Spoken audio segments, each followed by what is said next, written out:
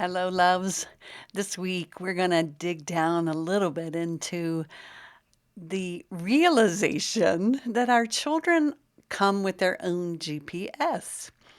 Now, this is a little hard to take because we learn in our parenting, we're trained to believe that we know what's best for our children, and we'll often project out onto them experiences that we had because we'll often parallel in our journeys that were hard for us, and we want so deeply to keep them from having those experiences.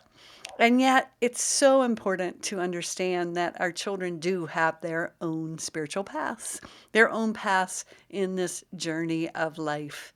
Now, the good news about that is that we can come alongside them, especially when we've done our internal work ourselves and we have that healthy separation that we talked about last week. We can then come alongside our children to support them in the experience that they're having. Now, one of the ways to do this is to remember back in your own life about how long it took you to get to where you are today. Often we are sitting in the seat of our adult selves who has gone through some of the difficult times in life and made it through, and we've made more adult choices. But remember back, how long did it take you? I mean, when you were in high school, didn't you just take everything personally? Didn't it feel like everybody was talking about your hair and your zits and whatever, and it just felt so personal? I know it took me years to really begin to understand that I didn't have to take things personally. That the other person, when they were expressing something, it was about them and it wasn't about me. Well, that is a very adult capacity, right? Now let's talk about taking responsibility for our emotional wellness. Ugh, how long does that take?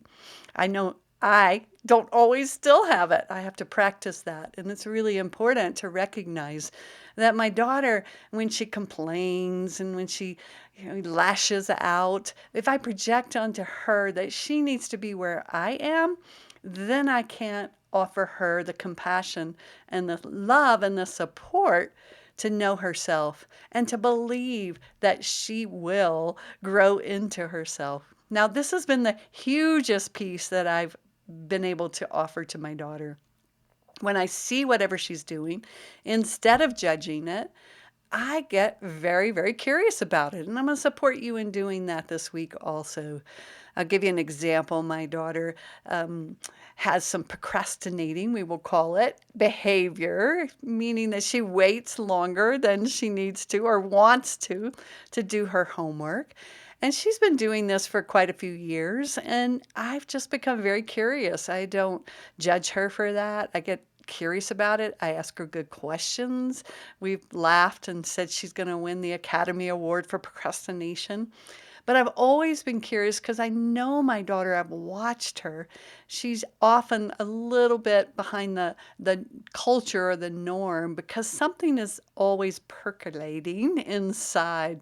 Now, I've witnessed this over and over again, and you want to start to ask yourself, well, what do I know about my child?